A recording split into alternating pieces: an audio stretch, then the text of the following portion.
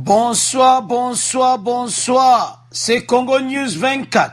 Nous sommes encore aujourd'hui pour vous présenter cette émission sur notre beau pays, la RDC. Comme toujours, avant de commencer, nous disons merci à Dieu. Nous disons merci à nos chers abonnés et téléspectateurs qui nous suivent partout dans le monde et en RDC. À l'ordre du jour, chers téléspectateurs, Olengankoi Ayindisi, Alobeli FCC, Alobeli Assemblée nationale, Alobeli Lamuka, Alobeli Bango Nyonso basé contre discours à Fachi. Fachi Alobeli peuple. Olengankoi Azaki clair bandeku. Alobeli Lamuka Martin Fayulu Bango Nyonso.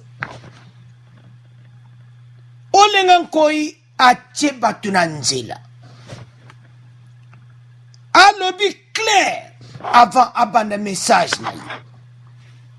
Tous ces donneurs de leçons qui tentent d'attiser le feu pour plonger le pays dans le chaos seront dénoncés devant le peuple et répondront leurs actes devant la justice. Abi bato nyonso na message na bango. Bazolinga batia mboka na mobulu. Bato bazotia bakale pa Fachi. Bato wana nyonso bakosuka na justice. Eza ya koyinda. Toko développer une émission. On va parler. Kaka Janine Mabunda a félicité média. Na travail média basali beaucoup landai. Chers téléspectateurs, ma solo eza lisu ya koyinda pourquoi? Banque mondiale a pesi bandeko o eza somo. La Banque mondiale 1 milliard pour appuyer la gratuité de l'enseignement de base. Bakutana Ilunga Premier ministre, Banque mondiale 1 milliard pour la gratuité. Eza ya koyinda. Gratuité et vendio. Yo mutolwaki gratuité za mabe talambongwe ye. Yo mulakisi place oza kozela masolo yango yo toko développer une émission na biso. Toko loba lisu bandeko 2020 eza année action. Toko yoka ba congolais na RDC. Bakoloba pona Fachi. Bakoloba ndeni bazomuna makama kitoko eza kuya. Toko yoka bango. Toko tiela bino ba message, ba vidéo bande ko émission oyo. Boy se bande ko nyonso émission bandi. Bazala connecté toko mettons bande émission na biso. Alors, chers téléspectateurs, toko moke na premier point. Alors, chers téléspectateurs, 1 milliard Mobi keza ya kuinda 1 milliard Banque mondiale Bapesi.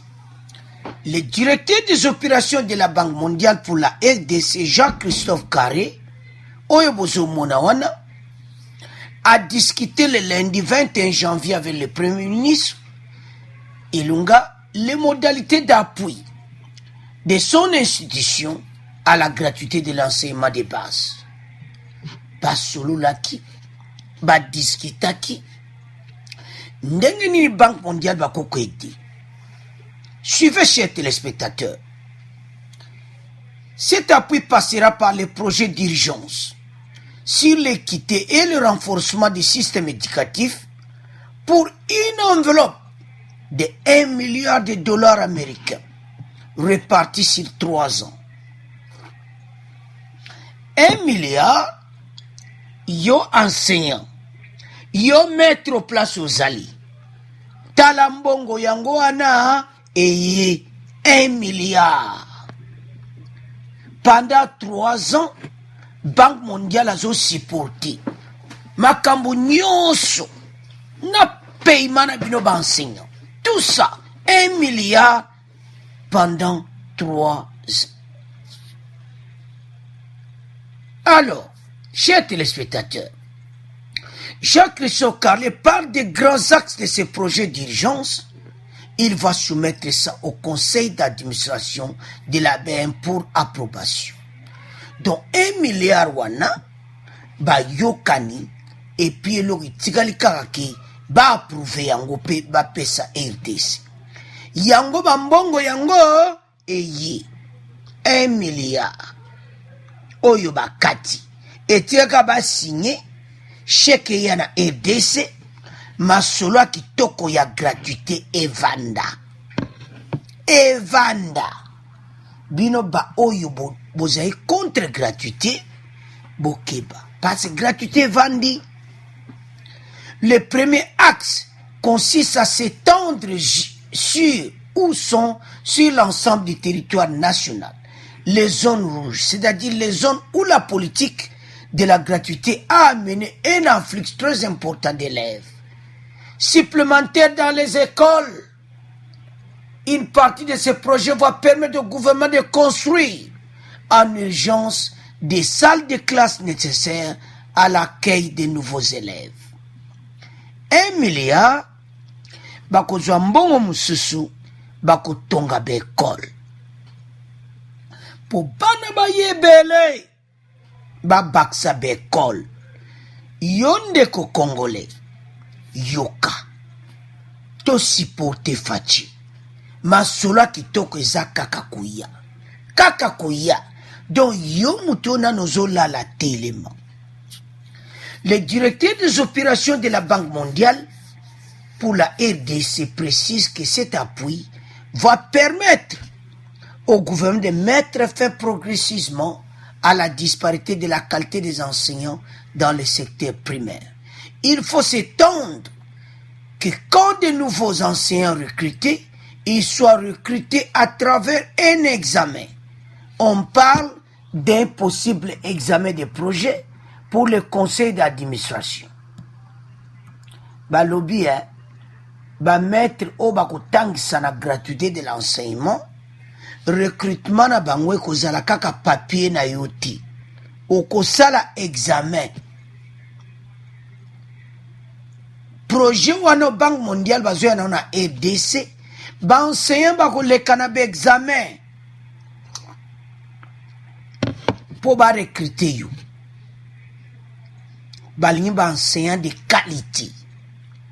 Enseignement moko de qualité puis bakotonga bekole beli. Yango bandeko tala mboka. Mboke bongio. Gratuité vandi. Selon les sondages, oyo basali na RDC, 59% des Congolais favorables à la mesure de gratuité de l'enseignement. Gratuité de l'enseignement. Catholique à l'oubli, la gratuité de l'enseignement primaire doit être irréversible en RDC. Boyo yaka. Ongai boy. Ezaya libela. Ezaya libela. Chers téléspectateurs, Ezaya libela. Masolo est vendu 1 milliard de dollars américains. 1 milliard ezawa. Hey. Botika fachi ayeli biso masolo kitoko bo zalande bo supporter fachi. 1 milliard. Combien? Oh, 1 milliard. 1 milliard. Bakotonga bekol. Yo kiti. Mais ça koyinda te. Banque mondiale alobi bakotonga bekol asika. Bakodwa ba enseignant sika. Ba enseignant wana bakosela bombe examen. Ya solo wana. Papa yo betika. Yo betika ba commentaire tat. Eza makambo solo eza ba commentaire te. Ya solo wana. Yo mama. Jwa mwana sukola ye latse elamba makambo etika letali yo te etali nani fachi makami kole komi kaka latsa mwana faci mwana yewan makama mikolo ekomi kaka latsa mwana uniforme faci zwayi 1 milliard basalaire na biso don ndenge eza wana enseignant nyonso banofuta ye donc sans problème ko banque mondiale a dû garantir à 3 ans bakotonga bekola sika baenseignant sika donc masolo kitoko donc evandi koto oyo yo mutu ozoreve telema non ya solo non 1 milliard masolo ezalaki na premier ministre le 21 janvier 2020 masolo esimbi ilunga lobi tozwi 1 milliard etela basigné batinda chèque eya masolo evanda 3 ans donc nde boza wana 3 ans plein makambo nyonso basupporte yango bongo mutu moko aye gratuité eza crime mais yo nde yo nzolakisaka yo moko oza mutu aba crime koma kolobaka komi enseigné koma crime tala mbongo eye faci ayebaki na ye mwana mayele atali laro eza moke bon oyo babengaka assigné enseignement gratuit bambongo ye oyo ya nzambe ko eza ya nzambe mpo bana mike baza ba ange nzambe akolinga te jamais bana mike wana bametre bana wana batelengana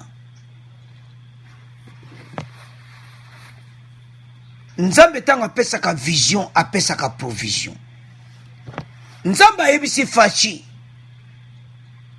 école gratuit ndenge eza na constitution faci alamuki abi na discours nanga gratuité de l'enseignement masolo ewuti na constitution yango omona FCC baza na kanda bosali 18 bomonaki yango te mwana mayela ya moni mpona nini abangaka nzambe arevele ye nzambe arevele ko nzambe arevele ye ayebisi ye faci gratuité aye mpe alamuki na ntongo atala boye na constitution me yango ko faci alobi ale gratuité de l'enseignement nzambe ntango apesaka vision apesaka provision 1 milliard yo mutu otiaki makelele mpo na gratuité mawatru masolo esali nini evandi ntango toyebisa bino ke faci bino bo bozoreve faci aza na bonne direction bokoyoka masolo ya bakongolais balali te bakongolais balali te bokoyoka na suka bokoyoka bango. Alors chers téléspectateurs gratuité yango wana masolo evandi totiki na bino bokomante tokomoleka na deuxième point oyo eza ya koyinda olenga nkoyi ayindisi. Chers téléspectateurs, point oyo premier point na biso toloba on a deux volets. Premier volet eza Janine Mabunda oyo a félicité ba journaliste na période eleki makambo ya faci na bango a félicité ba journaliste pour ba journaliste ba tuni ba question a félicité ba journaliste congolais. One is a première partie. Et puis deuxième partie eza olenga nkoyi a lobeli ba congolais bokolanda ye alobi ba oyo bazokozala contre o baolinga batia pays na désordre bakokanga bango wana azolobela bato mosu ya FCC elamuka olinga nkoyi azali clair. Tous ces donneurs de leçons qui tendent à tisser le feu pour prolonger le pays dans le chaos seront dénoncés devant le peuple et répondront leurs actes devant la justice. Bako Kangabino. État de droit. Parce que, oyo la muka bakomo lopa, ba leçon na bango zo tia mobulu. Oyo, FCCP baza koloba, hypocrisie na kati alliance, bako kanga bango. Yango bomoni tokomi wana, ke bako kanga bango.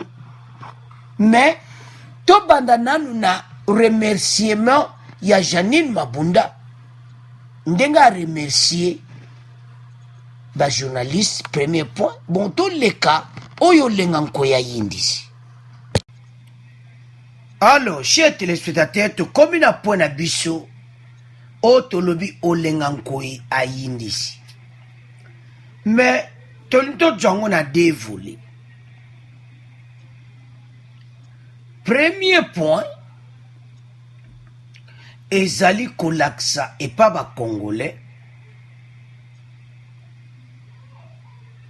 que Fatia a travaillé pour le peuple.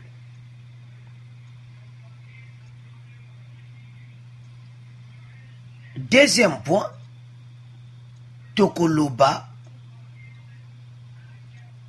message Janine Mabunda, après Kotomboka, après tout ça, parce que ça va bien pour la dissolution, Andenga a remercié les journalistes. Apprenez, troisième point, au Lenganko. Alors, na premier point, oyo, au Lenganko, il Fachi azana ba projet belé. Bino bato bozotia ba kalbo keba. Avant de côté pena na point na yetonto pesa moi ko expliquer peuple musala Fachi qui est en Angleterre. Parce que belé ba yokaka discours mais après discours ba makambo et salamiti. Fachi akutana ba investisseur. Akutana ba investisseur na Grande-Bretagne. Ma solo kitoko. Bazo ya ko investir. Fachi ayebisi bango. Ete na RDC tozana nyonso. Tozana coltan. Tozana nyonso.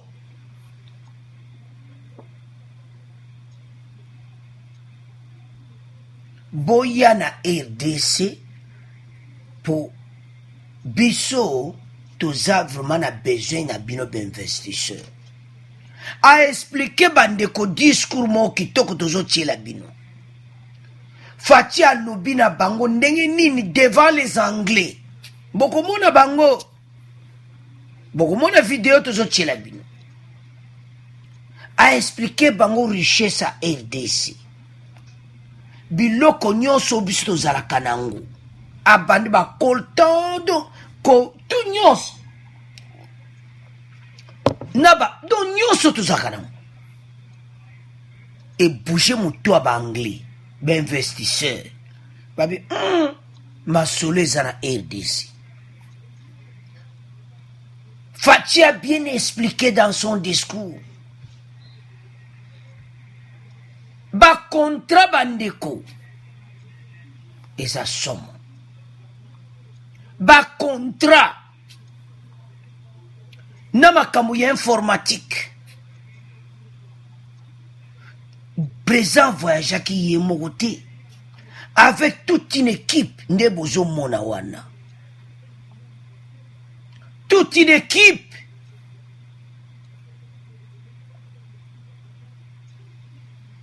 Alors, à voyager qui une équipe mobimba. Bateau va occuper ma entreprise à RDC, ma ministre. Donc, au bateau va otama comme investissement na biso. Na agence nationale de promotion et investissement.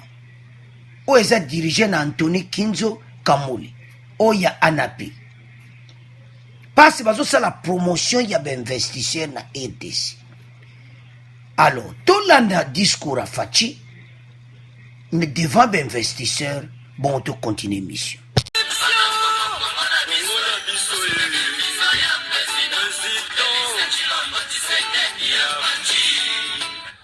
Mesdames, Messieurs, je me sens honoré de me trouver devant vous ce jour avec espoir que notre rencontre aboutira à des discussions profitables pour nous tous. Je suis en même temps heureux de vous informer que j'ai tenu à être accompagné, entre autres, de quelques membres du gouvernement central et des gouvernements provinciaux, mais aussi du directeur général de l'Agence nationale pour la promotion des investissements, ainsi que de quelques directeurs généraux d'entreprises publiques, pour marquer l'importance que mon pays, la République démocratique du Congo, attache à cette rencontre organisée en marge du sommet UK-Africa.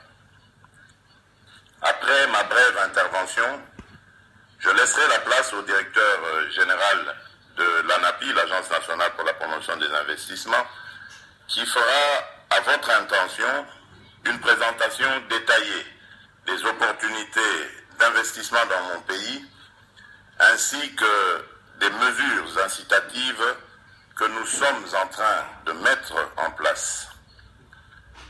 Les membres du gouvernement qui le pourront seront également à votre disposition pour répondre à l'une ou l'autre préoccupation que vous pourriez avoir.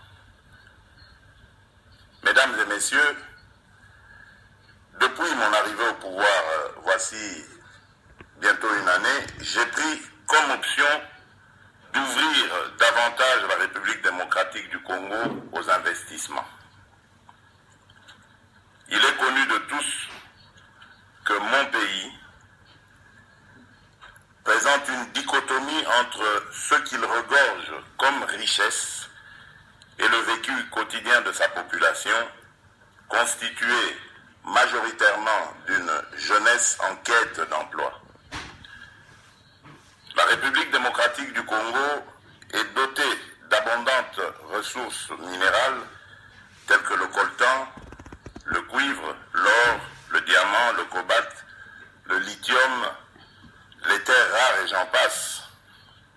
Elle dispose aussi de vastes ressources forestières, d'importantes réserves d'eau douce, d'une riche biodiversité et de terres arables. Son potentiel énergétique est évalué à plus de 100 000 mégawatts. L'un des principaux objectifs en assistant à cette rencontre est de vous montrer à tous que mon pays est déterminé à améliorer le climat des affaires afin que nous puissions travailler ensemble pour tirer profit de cet énorme potentiel. Allo bandeko, discours ya faci e bendi bangonde bolandi wana. Bomoni ye wana na premier ministre anglais Boris Johnson na photo wana. Doma solo kitoko RDC. Donc ozo mwana Boris a sepeli na faci ko sakarante premier ministre anglais. Ba solo li. Ba contrat asien ba contrat moko minene mibale. Ba contrat wana ba signé penza. Ya minene wezo kote eya kote misala na RDC. Do ba contrat wana cher téléspectateur. Tango egoya na RDC do ekozala kitoko. Ba contrat wana makamusu ya ba telefone do makabwebele. Faci a signé ba contrat. Donc ma campagne koleka kitoko. Ekosunga pays na biso. Ekosunga pays na biso. Parce que na sommet wana ba contrat e signame a kitoko na niveau ya informatique pe do makabete do investisseur ebele bakuya. Alors eza kitoko pona mboka na biso yango tozoyesa peuple congolais ete bainvestisseur baza kuya, bainvestisseur baza kuya pona kosunga mboka na biso.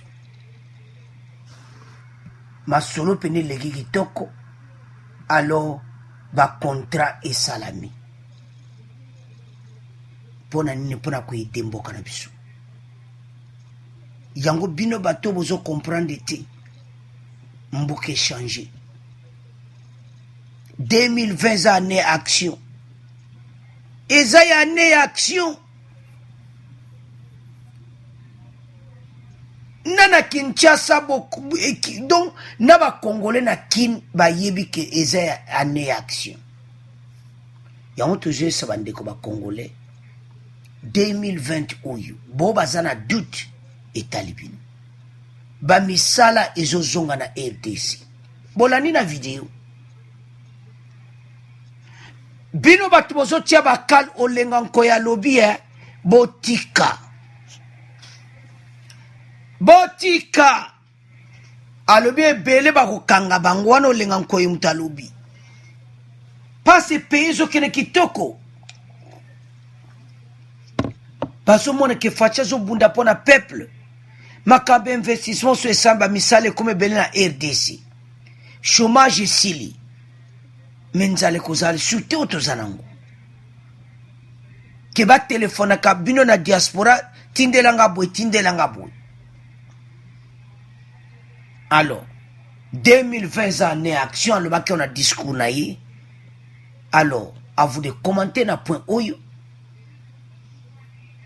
to komo leka kaka na point wana siko na ya Janine Mabunda olenga nkoya lobeli bango tume toyoka na Janine Mabunda lobi ete il est impossible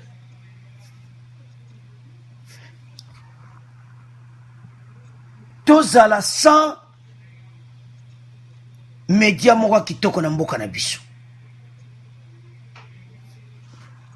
Janine Mabunda a félicité ba média na biso na ba temps difficile ou toleka na ba discours ne ba dissolution fatine apesa ki na dissolution ya parlement.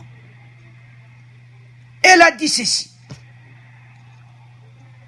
c'est pour moi un immense plaisir au nom du bureau de l'Assemblée nationale de vous recevoir à cet échange de vœux de cette année 2020. Ceci témoigne de tout le respect et considération que nous avons pour les métiers que vous exercez. Pour moi, la presse en démocratie, c'est l'arbitre. Comme dans une compétition sportive, il est impossible d'imaginer une nation forte sans une presse forte. Janine Mabunda le na temps où le kamikolo oyo bana présent comme à Londres. Moi bata moko difficile. Média na biso ba jouer rôle moko kitoko. Ba solo le kitoko. Ba reporter message kitoko. Yango azo sa ba média était na RDC bozo sala musala kitoko. Elle a dit ceci: je voudrais saluer le travail abattu par tous les journalistes congolais et ceux de la presse internationale. Dans ces moments cruciaux de la vie de notre pays, vous avez pu saisir les enjeux et les mettre en relief, les perspectives et aussi en partie grâce à votre travail, qu'on peut aussi ajouter. Ayebisi ba Congolais, ayebisi ba média, n'attend to discuter ma kambo discours à Fachi. Binobo joue un rôle très important. Pas ces pays pour le moment, ils en ont battu, ils ont fait un discours à l'Okuta et le Bolengankoi. Ba discours ils ont dérangé peuple. Ba discours ils ont dérangé Mbokarabiso. Alors, c'est ça qui t'a côté bandeko. Yangom Janine Mabunda a remercié ba journaliste pour notre travail au Bozo Salabo continue. yango bandeko ta tosalaka mosala oyo tosengi merci po te Janine Mabunda reconnaître biso nyonso bo tosala mosala mpona RDC parce que comme tamo difficile bapoliticien alobi boye na Beni o alobi boye o FARDC o alobi boye do tozalaki na maloba mwa kitoko te. Alors écoutons Janine Mabunda. Bon, on continue mission. De tout le respect et la considération que nous avons pour le métier que vous exercez. Pour moi, la presse en démocratie, c'est l'arbitre comme dans une compétition sportive. Et donc, il est impossible d'imaginer une nation forte sans une presse forte. Ici, je voudrais saluer le travail abattu par vous, les journalistes congolais, et ceux de la presse internationale, dans ces moments cruciaux de la vie de notre pays. Vous avez su saisir les enjeux et mettre en relief les perspectives. C'est aussi en partie grâce à votre travail qu'on peut aujourd'hui observer un changement dans la perception qu'on a de notre pays, tant à l'intérieur qu'à l'extérieur de nos frontières. Ces vœux de remerciement s'adressent aussi à tous ceux qui, à travers le reportage, ont eu à faire des commentaires, des analyses, des chroniques ou éditoriaux et ont ainsi contribué à édifier l'opinion publique sur la marche de la nation. Alors, Toyoki Janine Mabunda, chers téléspectateurs, Janine Mabunda azaki clair et pas à presse. A vraiment à féliciter presse parce que situation est autour de kezaki difficile. Et ça là bango passi. Pourquoi tu le bon? Parce que bamba ndima été fatia ko lo bayango. Alors que fatia ça le peuple d'abord. Ko dissoudre le parlement et ça là bango passi. Mais eloko sepeli si Janine Mabunda ndenge presse ba interpréter ngo kitoko pe ba lobi ba tuni ba question. Mais belé bande comme suba mona ki mabe. Mais Janine a django na ndenge normal était presse ba lobi fatia le ba dissoudre le parlement. Amoni que presse na biso bazama kasi. C'est aussi en partie grâce à votre travail qu'on peut aujourd'hui observer un changement dans la perception qu'on a de notre pays, tant qu'à l'intérieur et à l'extérieur de notre frontière. Voilà. Fachi aye et le koliboso Fachi alubaki liberté de la presse. Chers téléspectateurs, tant musuna et salanga mawa, comment on a critique moko impossible, o ezana ndenge obong samboka te. Ezana ba critique musu ezana pona ko détruire. Ezana ba critique musu penzo zo mona oui. Journaliste openda zo lobana nzela. Mais to tika ba critique ya ko détruire. Janine Mabunda félicité journaliste congolais. Mais to tika ba critique ya ko détruire. Peuple mboka na biso ekotambola kitoko te soki batu bazana ba parti pris ya parti moko boye ou bien azamuta FCC akangamika na FCC muta IDPS akangamika na IDPS muta parti boye non fati alobi tozala ensemble totonga mboka. Il avait dit ceci que azlingi ko dissoudre parlement. Mais ce qui va pousser parce qu'il y a une mission à peuple. Yango lenganko ya ye alobi oh. Bato bazo condamner Fachi. Mais Fachi a raison.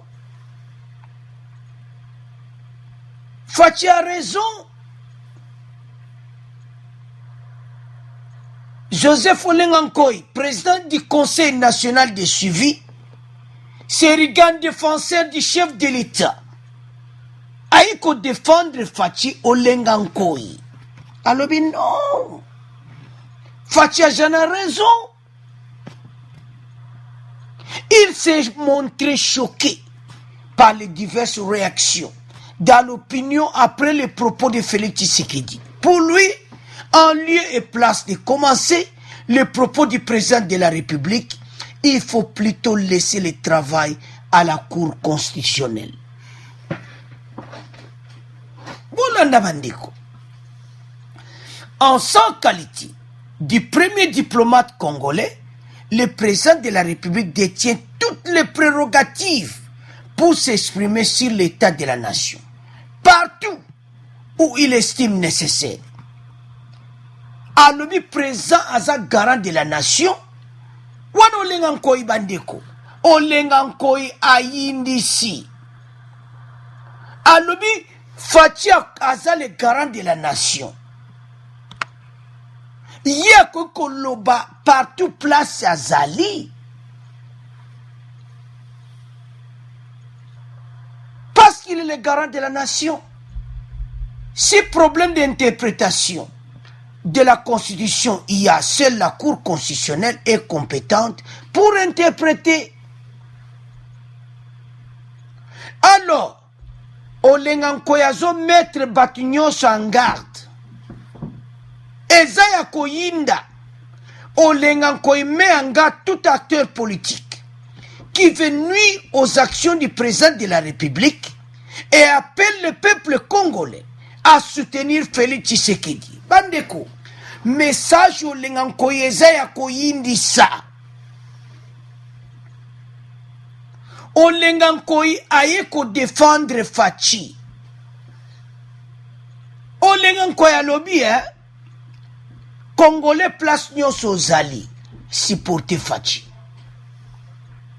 Supporter Fachi.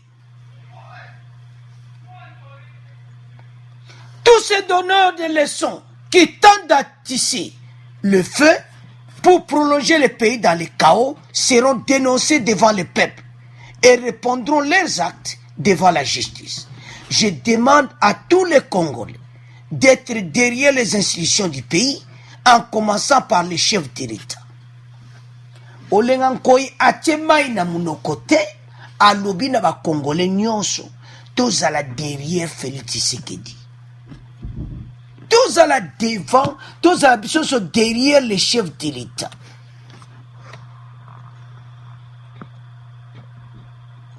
Parce que ma menace, monsieur Janine Apesaki, les là sont félicités, Bolandiwana a félicité. Presse, mais avant on a mon qui était présent, c'est que le Libanda. Lui, le président de la République a droit à dire ça à l'extérieur. Azan a droit à Kolobango Libanda. Olengankoy a salinini a yindisi. Il a droit. A yindisi bandiko. Alors, chers téléspectateurs, président de la République a sala pour le pays. Pour le moment, ne bozo mwana ba photo wana azana Angleterre kokutana na ba investisseur. Kokutana ba investisseur po baya kobongisa mboka na biso. Mboke koma kitoko misala emonana peuple azanga sous lipa te. Biso ba Congolais. Olengankoy bozala derrière Fatia zo sala pona pays kolanda FCCT, kolanda batuana nyonso te. Bango basali 18 ans pona mabumu na bango wana Olengankoy. Chez téléspectateurs de bozomona na Fatia devant. D'investisseurs na Grande-Bretagne, en Angleterre, à Londres, devant les investisseurs. A sala pona pays. Alubi pays na bisezana nyonso. Tozana or, toana diamant, toana cobalt, toana coltan, to Fatia tanga ibsi investisseur qui tozana posana bino. Pas biso. Oya ngai malobezalaki que ça d'investisseurs il y a Londres parce que dans la liboso biso na pito ya awa to sensibiliser d'investisseurs les ba qui Nikita Moko Salimaki avec concours et coopération britannique donc bango mba invité biso pour solo là ba investisseurs britanniques. Donc, nous savons qu'il y a Yambo et que RDC est ouvert dans le business. Il y a mis balai depuis pratiquement 2018-2018, vous avez quand même d'investisseurs Bayaki, donc la Kishi Bango, investisseurs dans le secteur agriculture, il y a services, il y a infrastructure et même sur un autre aspect de télécom. Mais Grande-Bretagne, avec un rabattomi balai. Box na africaine. Il y a mis ça, c'est Bango que la loi est ici, il y a qu'à permettre Bango Baya.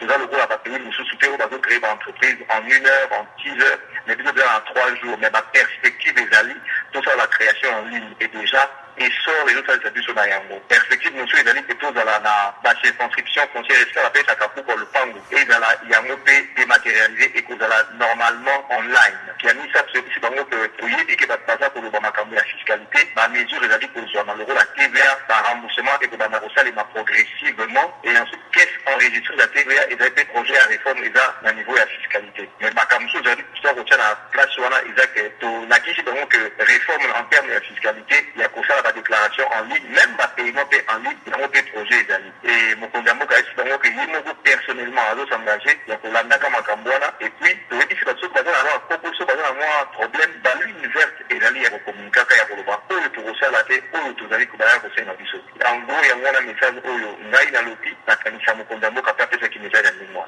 Bon, qui va investissement et l'Ikeza qui baya par exemple, va passer l'outil qui va sur la ordinateur de base cellulaire, la téléphone à Kinshasa. Voilà, il y a qui a un édition Kalashiko, que le rôle il y a ça veut dire que le rôle va signer qui n'a pas signé, va repérer il y a un malade le rôle mais tu veux dire c'est un investisseur en secteur à l'électricité. Le rôle à Bango, Baza, Kolinakoya, projet, il y a essor et ont accompagné le gouvernement na Isiro, na Guinée, na Bomba. Le rôle a déjà battu essor, Baoui, Baza, Batou, Baouti, na Grande-Bretagne. Pour l'année d'investissement, sous ce Bayaki. Et là, il va avoir un message dans tout ça pour la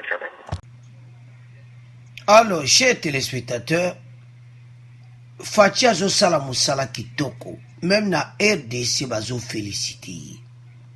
Mais bande que beleti le lo bazo comprendre te, tozo tie la bino, extrait, oyo, ba Congolais bazo félicité musala Fachi. 2020 années action. Toyo kabandeko, oyo. Parce que bele bazo yebate kuna na mboka ezandingi nini. Espoir ezali. Bazo boye Fachi azo me abona nzela kitoko. Mais bele bazo monate. Et bele bazo monate ke Fachi azo kena nzela kitoko. Bandeko yo ba yoki message à Fachi.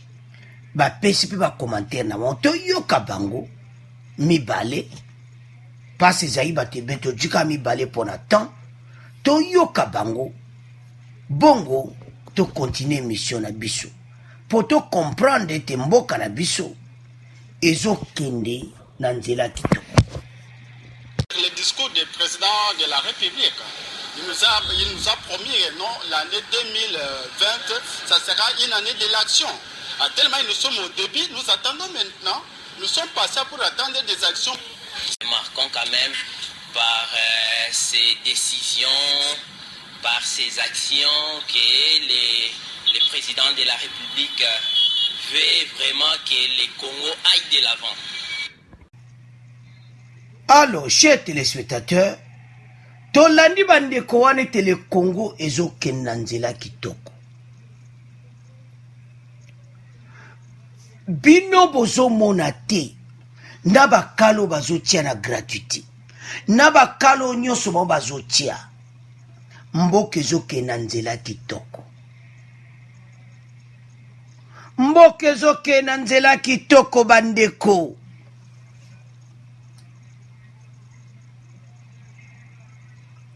totelema mboka ezoke na bonne direction. Et je singa ba Congolais te comprendre. Toujours kende wapi ou bien toujours zonga. Parce que bele baza komona te. Bango balanda ki présent discours na à Londres, ya on échanger makambo bele. peuple asepeli yango lenga nkoya lobi bino bato bozo pesa wa message mabe bokusuka na justice bakusuka na justice ko malamu bayoka bakusuka na justice soki bayoki te. Pour le moment pays eza na bonne voie. Bakongole boyoki bango na Kinshasa bazomona nde fatia sa ba négociation ba investisseur bolandi discours na ye bolandi nyonso nde fatia lobi pour le peuple. Ebele makama gratuité zaikabu tala lelo tanto lo kambe investisseur lokola batebele bazomona chômage eza na RDC bazokroate me bolandi bandeko baza na espoir ete balandi discours afachi donc alobi ya 2020 eza na action bazotala et puis akosala yango yesu alobi akosala to soutenir Fachi biso nyonso tozala sima président de la République ete makambo ekene kitoko bandeko mboka na biso avancer de l'avant. Alors chers téléspectateurs et comme temps oyo biso ba congolais to telema ete mboka ezokee na voix moka kitoko to telema mboka ezokee na voix kitoko yo muto ozolala telema totia kolanda ba discours boyoki nde olenga nkoya lobi ba discours à l'okute ezobebisa peuple. Alors chers téléspectateurs to comment na suka émission na biso to comment résumer émission na biso. Chers téléspectateurs, premier point to lobaki makamba gratuité ete mbongo eye na RDC masole zokoma kitoko ba mettre en futa bana bana kotanga. Et puis deuxième point to lobby ndengo Janine Mabunda boyoki Fachi discours na ba investisseur boyoki ba commentaire bandeko boyoki malobo lenga nkoya pesi donc mboka ezoke na direction ya kitoko eloko nini eza tozosenga bakongole tozala bomoko totika kobomana mboka ezoke na direction ya kitoko